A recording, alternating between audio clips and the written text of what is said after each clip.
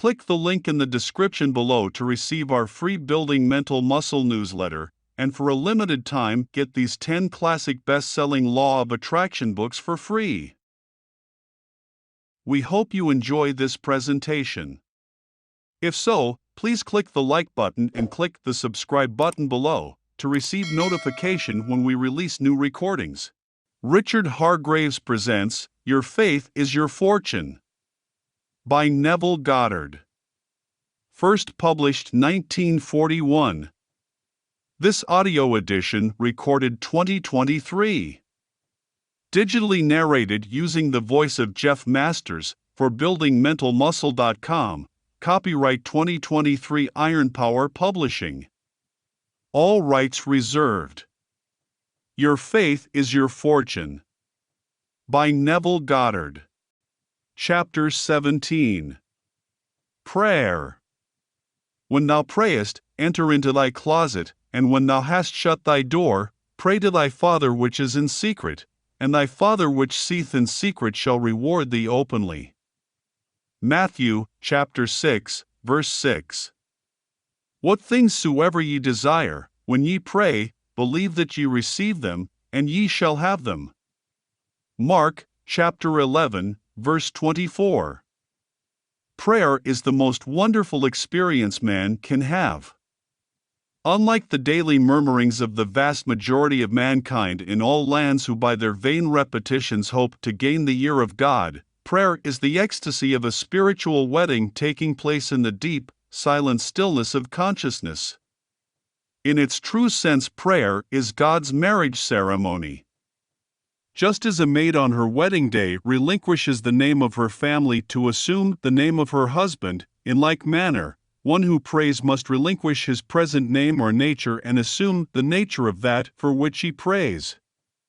The Gospels have clearly instructed man as to the performance of this ceremony in the following manner: When ye pray, go within in secret and shut the door, and your Father who sees in secret will reward you openly. The going within is the entering of the bridal chamber. Just as no one but the bride and groom are permitted to enter so holy a room as the bridal suite on the night of the marriage ceremony, likewise no one but the one who prays and that for which he prays are permitted to enter the holy hour of prayer. As the bride and groom on entering the bridal suite securely shut the door against the outside world, so too must the one who enters the holy hour of prayer close the door of the senses and entirely shut out the world round about him. This is accomplished by taking the attention completely away from all things other than that with which you are now in love, the thing desired. The second phase of this spiritual ceremony is defined in these words: When ye pray, believe that ye receive, and ye shall receive. As you joyfully contemplate being and possessing that which you desire to be and to have, you have taken this second step and are therefore spiritually performing the acts of marriage and generation. Your receptive attitude of mind while praying or contemplating can be likened to a bride or womb, for it is that aspect of mind which receives the impressions. That which you contemplate being is the groom, for it is the name or nature you assume and therefore is that which leaves its impregnation. So, one dies to maidenhood or present nature as one assumes the name and nature of the impregnation. Lost in contemplation and having assumed the name and nature of the thing contemplated, your whole being thrills with the joy of being it. This thrill, which runs through your entire being as you appropriate the consciousness of your desire, is the proof that you are both married and impregnated. As you return from this silent meditation, the door is once more opened upon the world you had left behind. But this time you return as a pregnant bride.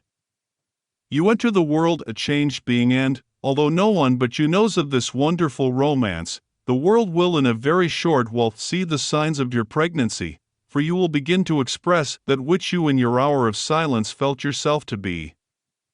The mother of the world or bride of the Lord is purposely called Mary, or water, for water loses its identity as it assumes the nature of that with which it is mixed. Likewise, Mary, the receptive attitude of mind, must lose its identity as it assumes the nature of the thing desired. Only as one is willing to give up his present limitations and identity can he become that which he desires to be. Prayer is the formula by which such divorces and marriages are accomplished. Two shall agree as touching anything, and it shall be established on earth. The two agreeing are you, the bride, and the thing desired, the groom. As this agreement is accomplished, a son bearing witness of this union will be born. You begin to express and possess that which you are conscious of being. Praying, then, is recognizing yourself to be that which you desire to be rather than begging God for that which you desire. Millions of prayers are daily unanswered because man prays to a God who does not exist. Consciousness being God, one must seek in consciousness for the thing desired by assuming the consciousness of the quality desired. Only as one does this will his prayers be answered. To be conscious of being poor while praying for riches is to be rewarded with that which you are conscious of being, namely, poverty. Prayers to be successful must be claimed and appropriated.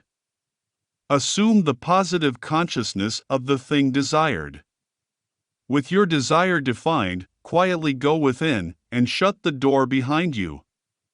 Lose yourself in your desire, feel yourself to be one with it. Remain in this fixation until you have absorbed the life and name by claiming and feeling yourself to be and to have that which you desired.